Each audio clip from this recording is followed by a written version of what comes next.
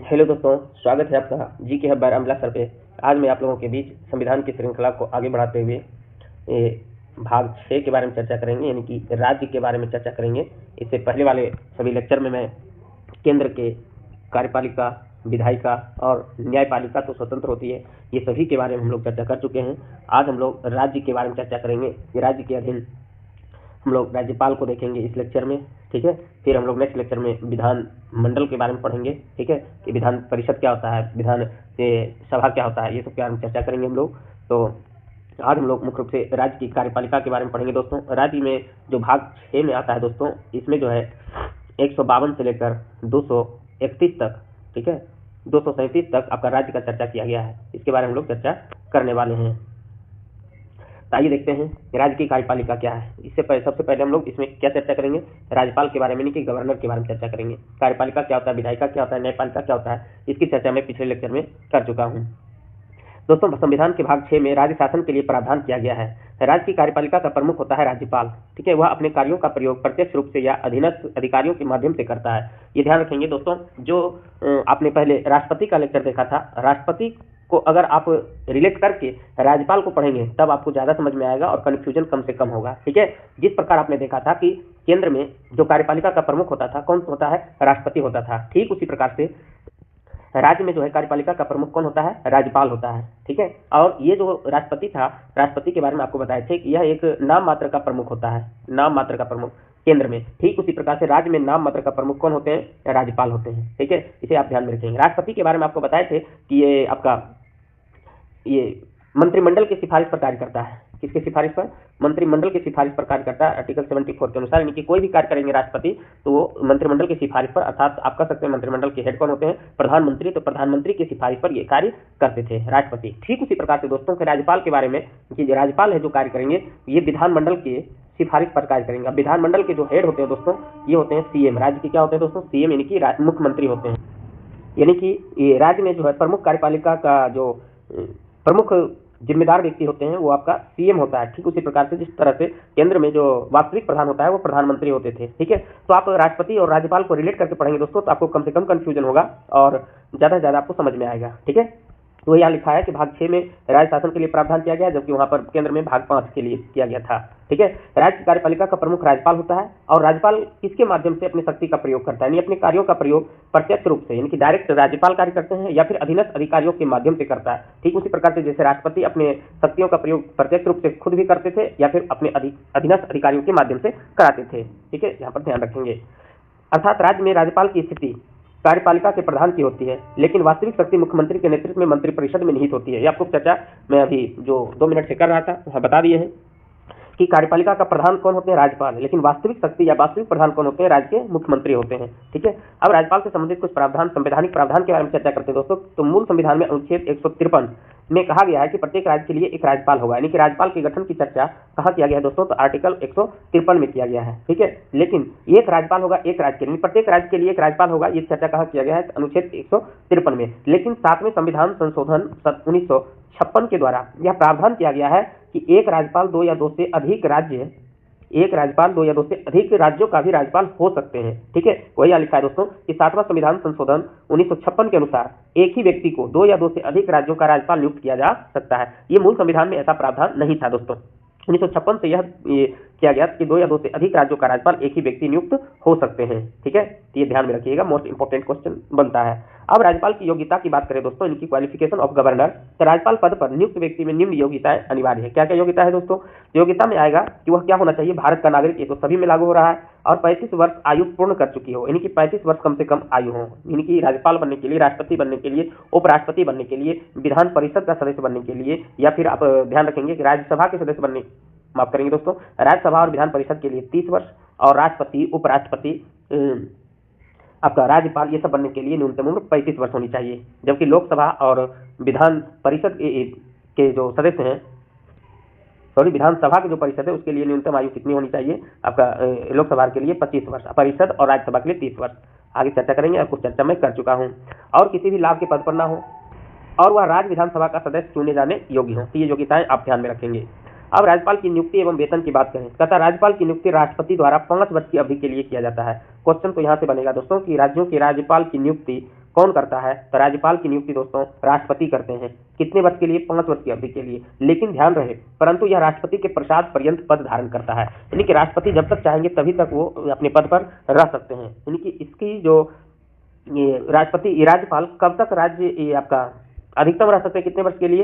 5 वर्ष के लिए। लेकिन राज्यपाल को राष्ट्रपति जब चाहे तब वो हटा सकते हैं, और इसके हटाने के लिए संविधान में कोई विशेष उल्लेख नहीं किया गया है। ठीक है, इसलिए ये कहा जाता है कि राष्ट्रपति के प्रसाद पर्यंत पद धारण करता है राज्यपाल। इसकी चर्चा अनुच्छेद 156 के 1 में किया गया है, और वो रिजाइन कर सकता है, पद त्याग कर सकता है, ये दिया गया है 156 के क्लाउज 2 के तहत, यानी कि हटा सकते हैं। राष्ट्रपति प्रसाद पर्यंत के लिए के अनुसार राज्यपाल को हटा सकता है।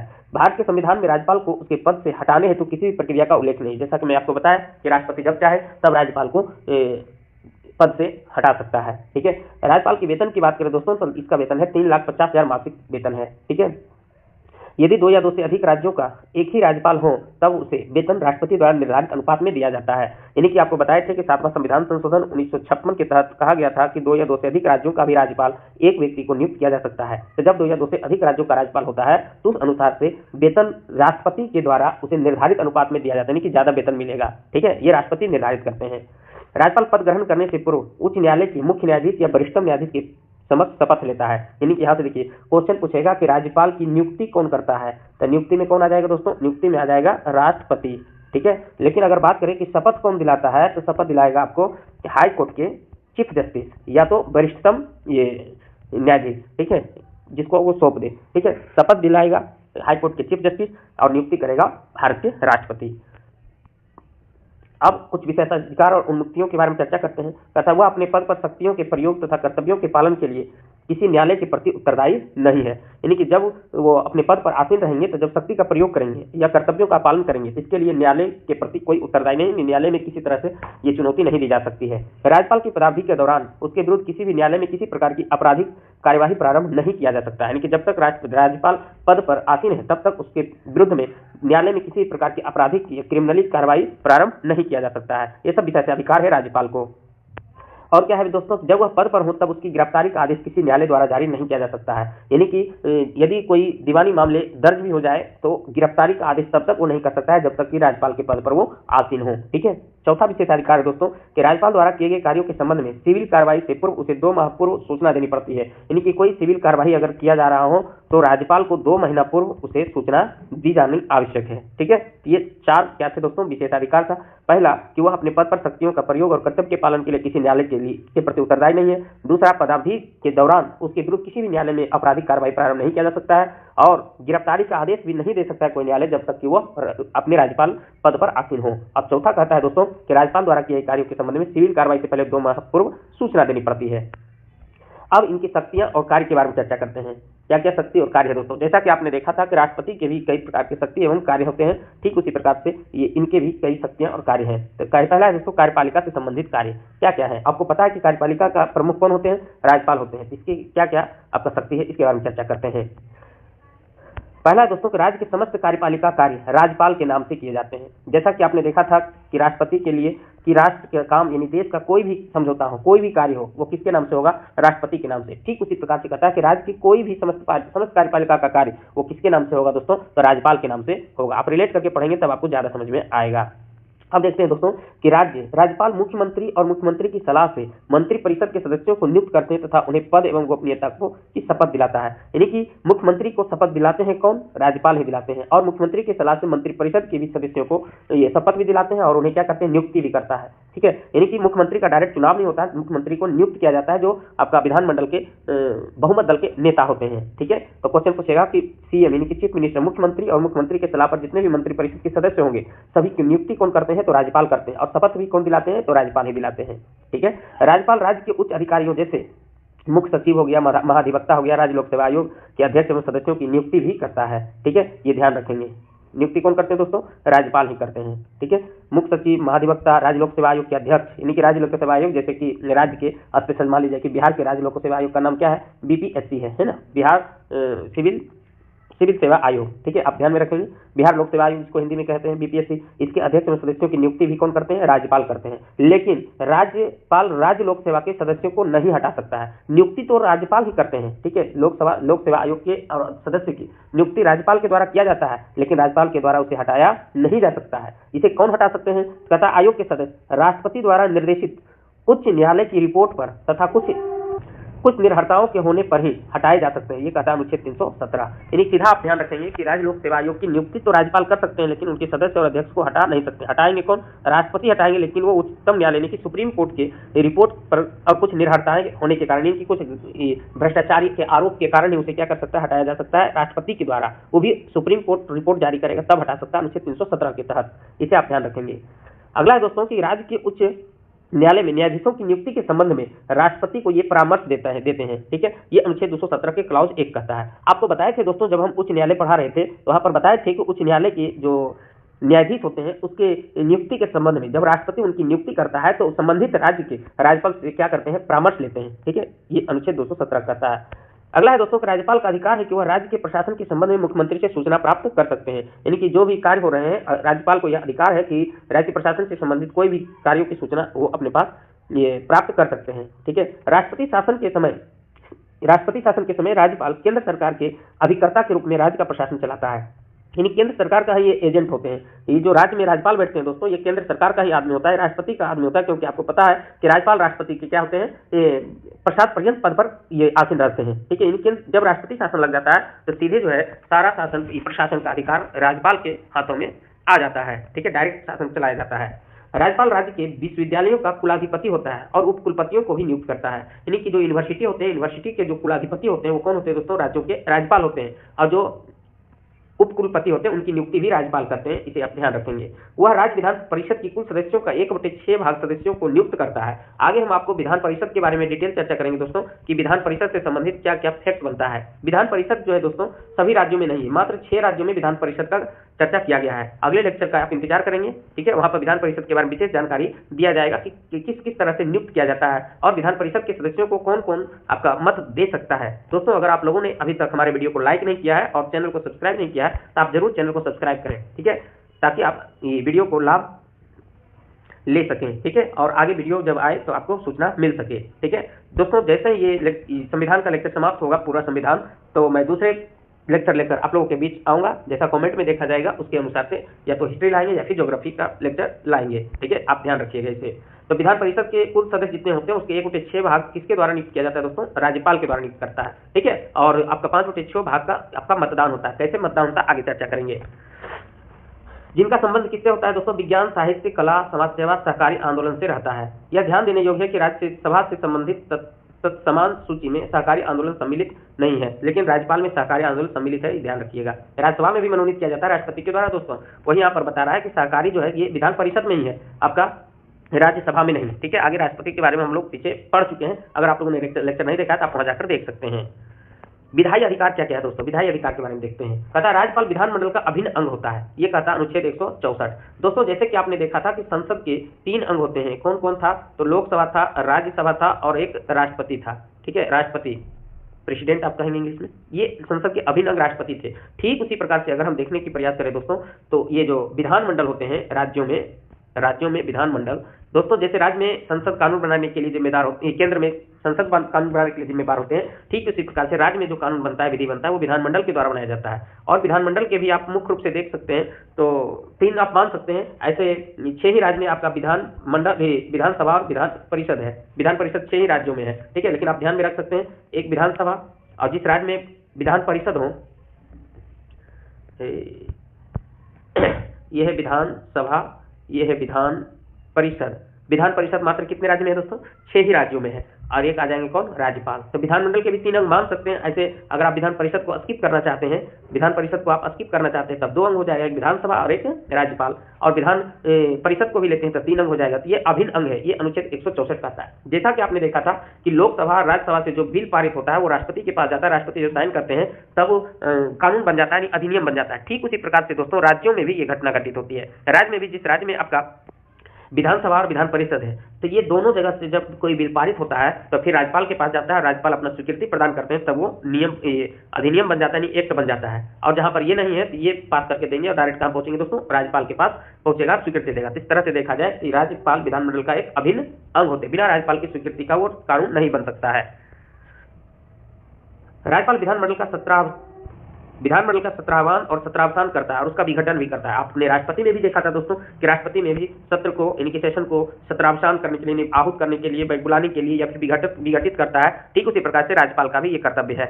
अगला, राज्यपाल विधानसभा के अधिवेशन तथा दोनों सदनों के संयुक्त अधिवेशन को संबोधित भी करते हैं। ठीक है, विधानसभा के ये अधिवेशन की अथवा दोनों सदन करने का मतलब हुआ दोस्तों विधानमंडल और विधान परिषद दोनों के संयुक्त अधिवेशन को संबोधित भी करते हैं, भाषण भी देते हैं। ये विधायी अधिकार के अधीन देखेंगे।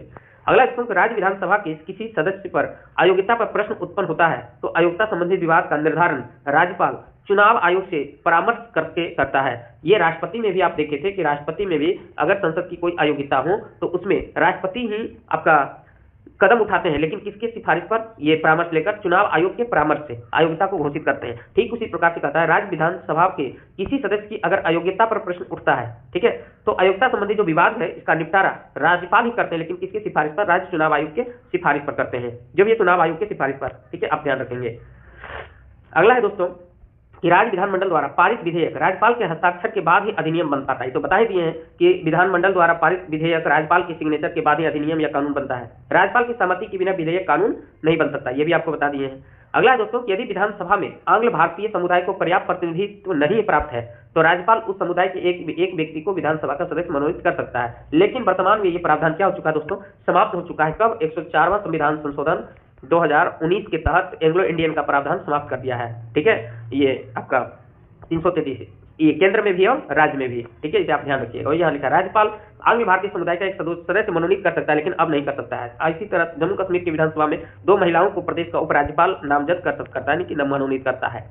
अगला दोस्तों कि जब विधानमंडल का सत्र नहीं चल रहा हो तो राज्यपाल को ऐसा लगे कि तत्काल कार्रवाई की आवश्यकता है तो वो अध्यादेश जारी कर सकता है। दोस्तों, जब आप राष्ट्रपति पढ़ रहे थे तो राष्ट्रपति में भी बताए थे कि ये राष्ट्रपति टेम्पोररी कानून बनाते हैं, और जो टेम्पोररी कानून बनाते हैं उसी को हम लोग क्या कहते हैं, अध्यादेश कहते हैं। और राष्ट्रपति जो अध्यादेश जारी करते थे 123 के तहत करते थे, अनुच्छेद 123 के तहत। और आपको बताए थे कि ये तभी जारी कर सकता है अध्यादेश जब सेशन नहीं चल रहा, जब संसद का सत्र नहीं चल रहा हो। ठीक उसी प्रकार से दोस्तों यहाँ पर राज्यपाल भी अध्यादेश जारी करने का अधिकार है, राज्यपाल को भी। और ये अध्यादेश जारी करने का अधिकार 1, 2, 3 का उल्टा आप कर सकते हैं 213, इसको इधर करके, है ना। तो 223 के तहत राज्यपाल अध्यादेश जारी कर सकते हैं। ये भी कब जारी करेंगे, जब विधानमंडल का सत्र नहीं चल रहा हो। ठीक है, और ऐसे अध्यादेश को वही स्थान प्राप्त होता है जो विधानमंडल द्वारा पारित किसी अधिनियम का होता है। जैसे विधानमंडल के द्वारा कानून बनाया जाता है वैसा ही इसके साथ भी ट्रीटमेंट होती है।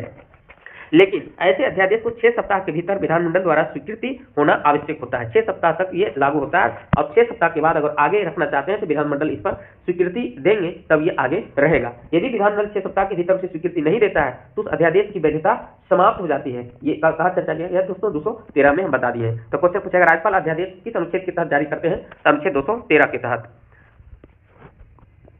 राज्यपाल अध्यादेश जारी कर सकता है जब विधानमंडल सत्र में ना हुई, तो बता ही दिए। अध्यादेश 6 सप्ताह में स्वीकृति होना अनिवार्य है, नहीं तो समाप्त हो जाएगी ये कानून। अगला दोस्तों धन विधेयक से संबंधित है। राष्ट्रपति जो पढ़े दोस्तों, अगर राष्ट्रपति आप अच्छे ढंग से समझ लिए हैं तो राज्यपाल समझना बिल्कुल आसान हो जाएगा। राज्यपाल धन विधेयक के अतिरिक्त किसी भी विधेयक को पुनः विचार के लिए राज्य विधानमंडल के पास भेज सकता है। जैसे आपको बताया थे दोस्तों कि धन विधेयक के अलावे कोई भी विधेयक हो राष्ट्रपति भी संसद में पुनः विचार के लिए भेज सकता था। ठीक उसी प्रकार से राज्यपाल भी धन विधेयक के अलावे कोई भी विधेयक हो तो विधानमंडल को पुनः विचार के लिए भेज सकता है। ठीक है, परंतु विधानमंडल द्वारा इसे दोबारा पारित किए जाने पर वह उस पर अपनी सहमति देने के लिए क्या हो जाता है, बाध्य हो जाता है। राष्ट्रपति के लिए आरक्षित विधेयक, वहां भी बाध्य था दोस्तों, यहाँ भी बाध्य है। राष्ट्रपति के लिए आरक्षित विधेयक जब राष्ट्रपति के निर्देश पर राज्यपाल पुनर्विचार के लिए विधानमंडल को लौटाता है तो विधानमंडल 6 माह के भीतर उस पर पुनर्विचार करेगा। यदि उसे पुनः पारित किया जाता है तो विधेयक राष्ट्रपति को पुनः प्रस्तुत किया जाएगा, किंतु राष्ट्रपति के लिए अनुमति देना अनिवार्य नहीं है। ये अनुच्छेद 201 कहता है। बहुत इंपॉर्टेंट है दोस्तों, और इसी कारण से लगातार केंद्र सरकार और राज्य सरकार के बीच में ये खिंचाव तनाव की स्थिति बनी हुई रहती है। यहाँ पर क्या कहता है दोस्तों कि आपको बताए थे कि राज्यपाल राष्ट्रपति के क्या है, एजेंट यानी अभिकर्ता है। अब अगर राज्यपाल राष्ट्रपति के लिए कोई विधेयक सुरक्षित रखा हो, आरक्षित रख लिया हो, और फिर इनके कहने पर राष्ट्रपति के निर्देश पर राज्यपाल पुनर्विचार के लिए विधानमंडल भेज दिया जाए, है ना, पुनर्विचार के लिए भेज दिया जाता है, तो विधानमंडल कहता है कि 6 माह के भीतर उस पर विचार करेगा। ठीक है, और यदि विचार करके पुनः उसी को राज्यपाल के पास भेज देता है, ठीक है, पारित किया जाता है, तो विधेयक राष्ट्रपति को पुनः प्रस्तुत किया जाता है। यानी कि राष्ट्रपति बोले थे कि फिर से भेजो, और ये भेज दिया विधानमंडल, 6 माह के अंदर ये पुनः वही विधेयक को फिर से राज्यपाल के पास भेजता है, तो राज्यपाल स्वीकृति नहीं देगा, फिर ये कहाँ पहुंचेगा, राष्ट्रपति के पास पहुंचता है, और राष्ट्रपति के पास जब पुनः पहुंचता है तो राष्ट्रपति को अनुमति देना या ना देना ये उसकी इच्छा पर निर्भर हो जाता है, राष्ट्रपति की इच्छा पर, यानी कि अनुमति देने के लिए यहाँ पर बाध्य नहीं है। दोस्तों यहाँ पर केंद्र सरकार और राज्य सरकार के बीच में यहाँ पर डिफरेंट है। यहाँ पर क्या है दोस्तों, जब संसद आप पढ़ रहे थे तो संसद में क्या होता है कि पुनः विचार के लिए अगर डायरेक्ट राष्ट्रपति के पास भेजा जाता है तब तो वो बाध्य है, कुछ वीटो शक्ति उसके बारे में हम लोग पढ़ाए थे, लेकिन यहाँ पर किसी प्रकार की वीटो शक्ति प्राप्त नहीं है राज्य को। ठीक है, ये बड़ा ही डिफिकल्ट मुद्दा है राज्य और केंद्र सरकार के बीच में की लड़ाई का। इसकी चर्चा कहाँ किया गया दोस्तों, अनुच्छेद 201 में किया गया है। वही यहाँ पर लिखा है शॉर्ट में दोस्तों कि राज्यपाल धन विधेयक को छोड़कर अन्य विधेयक पुनः लौटाकर पुनर्विचार करा सकता है, राष्ट्रपति के लिए अनुमति देना अनिवार्य नहीं है। अगला, राज्यपाल किसी विधेयक को राष्ट्रपति के विचार के लिए आरक्षित रख सकता है यदि यह विधेयक तभी प्रभावी होगा जब राष्ट्रपति उसे अनुमति प्रदान करेगा। यानी कि कोई विधेयक हो जब राज्यपाल के पास आता हो तो वह राष्ट्रपति के लिए विचार के लिए सुरक्षित रख सकता है या आरक्षित रख सकता है, और यह तब तक प्रभावी नहीं होगा जब तक राष्ट्रपति उस पर अनुमति नहीं देगा। राज्यपाल को राष्ट्रपति के लिए विधेयक आरक्षित करना उस समय अनिवार्य है जब विधेयक उच्च न्यायालय की शक्तियों की अल्पीकरण करता हो, यानी कि हाई कोर्ट की पावर को कम करता हो, ठीक है, जिससे उच्च न्यायालय की संवैधानिक स्थिति क्या हो, खतरे में हो। उस स्थिति में राज्यपाल निश्चित रूप से राष्ट्रपति के लिए आरक्षित रखता है। वही लिखा है, राज्यपाल राष्ट्रपति के लिए विधेयक आरक्षित कर सकता है। हाईकोर्ट की शक्तियां घटाने वाले विधेयक राष्ट्रपति के लिए आरक्षित रखना नितांत आवश्यक अनिवार्य है। ठीक है, अगला वित्तीय अधिकार के बारे में देखते हैं दोस्तों। वित्तीय अधिकार क्या है? राज्यपाल प्रत्येक वित्तीय वर्ष में वित्त मंत्री को विधानमंडल के समक्ष वार्षिक वित्तीय विवरण, यानी कि जिसको हम लोग क्या कहते हैं दोस्तों, बजट कहते हैं, बजट प्रस्तुत करने के लिए कहता है। जैसे आप राष्ट्रपति को देखे थे कि आपका मंत्रिपरिषद को संसद के समक्ष बजट प्रस्तुत करने के लिए कहता था, उसी ढंग से ये विधानमंडल को कहते हैं। इनकी वार्षिक बजट राज्यपाल की अनुमति से ही प्रस्तुत किया जाता है। राज्यपाल धन विधेयक विधानसभा में धन विधेयक राज्यपाल की पूर्व अनुमति से ही पेश किया जाता है। ठीक उसी प्रकार से दोस्तों, जैसे कि राष्ट्रपति में आप देखे थे कि राष्ट्रपति की पूर्व अनुमति से ही धन विधेयक संसद में पेश होता था, ठीक उसी प्रकार से विधानसभा में धन विधेयक राज्यपाल की पूर्व अनुमति से ही पेश किया जाता है। धन विधेयक राज्यपाल की अनुमति से ही प्रस्तुत होता है, ये बताएं चुके। अगला है दोस्तों, राज्यपाल की संस्तुति के बिना अनुदान की किसी मांग को विधानमंडल के समक्ष नहीं रखा जा सकता है। आगे चर्चा करेंगे दोस्तों कि अनुदान की मांग क्या है। यानी अनुदान मांग है दोस्तों कि जब बजट पेश किया जाता है तो अगर पूरे वर्ष के अंदर जितना भी मांग किया गया पहले ही पैसा खत्म हो जाए तो उसके लिए क्या किया जाता है कि विधानमंडल से कुछ अनुदान की मांग मांगा जाता है। तो ये राज्यपाल के सिफारिश पर ही मांग सकता है। अगला, ऐसा कोई विधेयक जो राज्य की संचित निधि से खर्च निकालने की व्यवस्था करता हो तो उस समय तक विधानमंडल द्वारा पारित नहीं किया जा सकता है जब तक कि राज्यपाल की संस्तुति न कर दे, यानी कि संस्तुति प्राप्त न हो। यानी कि संचित निधि से अगर पैसा निकालना हो तो राज्यपाल की भी इसमें सिफारिश जरूरी है। राज्य वित्त आयोग किसी राज्य के राज्यपाल को उस विशेष राज्यों की पंचायतों द्वारा विनियोजित हो सकने वाले करों और शुल्कों के निर्धारण के सिद्धांतों के विषय में संस्तुति करता है। ध्यान रखेंगे, कुछ भी पैसा उसे खर्च करना संचित निधि से या राज्य वित्त आयोग के द्वारा राज्यपाल के आदेश से ही। न्यायिक अधिकार के बारे में चर्चा करें दोस्तों। कहता है राज्यपाल के न्यायिक अधिकार, राज्यपाल किसी दंड को क्षमा, उसका प्रविलंबन, विराम, परिहार कर सकेगा या किसी दंडादेश का निलंबन, परिहार या लघुकरण कर सकेगा, लेकिन ये मृत्यु दंड को माफ नहीं कर सकता है। ठीक है, वही लिखा है, यह ऐसे व्यक्ति के संबंध में होगा जिसे ऐसी विधि के अधीन अपराध के लिए सिद्ध दोष ठहराया गया है जिसके संबंध में राज्य की कार्यपालिका शक्ति का विस्तार है। यानी सीधा ध्यान रखेंगे, राज्यपाल की क्षमादान की शक्ति का चर्चा कहाँ किया गया, अनुच्छेद 161 में। और ये मृत्यु दंड को समाप्त नहीं कर सकता है, क्षमा को क्या कर सकता है, विराम कर सकता है, लघुकरण कर सकता है, प्रविलंबन कर सकता है, परिहार कर सकता है, ये सब ध्यान रखिएगा। अब देखते हैं दोस्तों कि राष्ट्रपति और राज्यपाल के कुछ अंतर। तथा राष्ट्रपति को सभी प्रकार का मृत्युदंड के मामले में क्षमादान की शक्ति प्राप्त है, राज्यपाल को मृत्युदंड के मामले में ऐसी शक्ति प्राप्त नहीं है। ये तो बार बार चर्चा कर रहे हैं। राष्ट्रपति को सेना, न्यायालय, कोर्ट मार्शल के दंडादेश के मामले में क्षमादान की शक्ति है, यानी कोर्ट मार्शल के भी क्षमादान कर सकता है, लेकिन राज्यपाल को ऐसी शक्ति प्राप्त नहीं है। अगला दोस्तों, आपात स्थिति यानी इमरजेंसी पावर। जब राज्यपाल को यह समाधान हो जाता है कि ऐसी परिस्थितियां उत्पन्न हो गई राज्य में, ठीक है, जिनमें राज्य का शासन संविधान के उपबंधों के अनुसार नहीं चलाया जा सकता है, तो वह राष्ट्रपति को प्रतिवेदन भेजकर अनुच्छेद 356 के तहत यह कह सकता है कि राष्ट्रपति राज्य के शासन के सभी या कोई कृत्य स्वयं ग्रहण कर ले। यानी कि सीधा आप ध्यान रखेंगे, 356 ये कहता है कि यदि राज्य में संविधान के अनुसार शासन नहीं चलाया जा रहा हो, है ना, तब ये 356 कहता है, तब ये राज्यपाल को यह पावर होता है कि राष्ट्रपति को एक पत्र भेजे, प्रतिवेदन भेजे और कहे कि राज्य में संविधान के अनुसार शासन नहीं चलाया जा रहा है, आप स्वयं जो है इसको शासन अपने हाथ में लीजिए। नहीं, अपने हाथ में क्या लेना है कि राष्ट्रपति तुरंत वहां पर राष्ट्रपति शासन लगा देगा। ठीक है, राष्ट्रपति शासन का चर्चा किया गया है 356 में। ठीक है, ये ध्यान रखेंगे। वही यहाँ लिखा है कि इसे ही सामान्यतः राष्ट्रपति शासन कहा जाता है। नहीं, राष्ट्रपति शासन तभी लग सकता है जब राज्यपाल को यह लगे कि राज्य में शासन प्रशासन संविधान के अनुसार नहीं चल रहा है। राज्यपाल की स्थिति यानी पोजीशन ऑफ गवर्नर कहता है यदि हम राज्यपाल के उपयुक्त अधिकारों पर दृष्टिपात करें कि देखें तो ऐसा लगता है कि राज्यपाल एक बहुत शक्तिशाली अधिकारी है, लेकिन ये ऐसा नहीं है। जितने भी कार्य करेगा सब ये विधानमंडल के सिफारिश पर करेगा और राष्ट्रपति के निर्देश के अनुसार कार्य करेगा। किंतु वास्तविकता इससे सर्वथा भिन्न है, वास्तविकता बिल्कुल अलग है।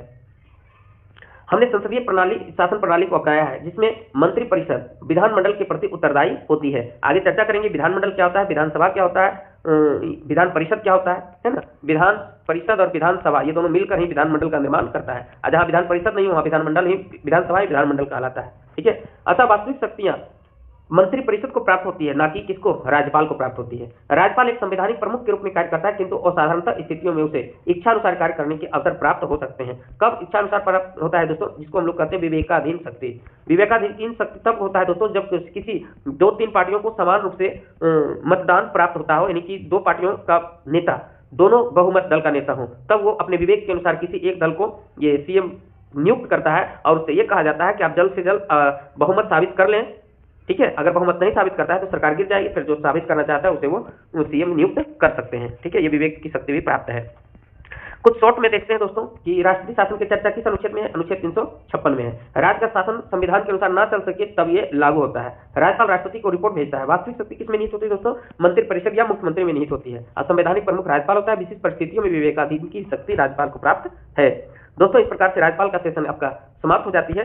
नेक्स्ट लेक्चर में हम लोग विधानमंडल के बारे में चर्चा करेंगे कि विधानमंडल क्या है। ठीक है, विधानमंडल का निर्माण कैसे होती है, विधान परिषद क्या होता है, विधानसभा क्या होता है, सबके बारे में चर्चा करेंगे। ठीक है, अगर दोस्तों हमारा ये लेक्चर पसंद आता हो तो आप हमारे चैनल जी के हब बाय रामविलास सर को सब्सक्राइब करें और अपने दोस्तों को शेयर भी करें। जय हिंद, जय भारत।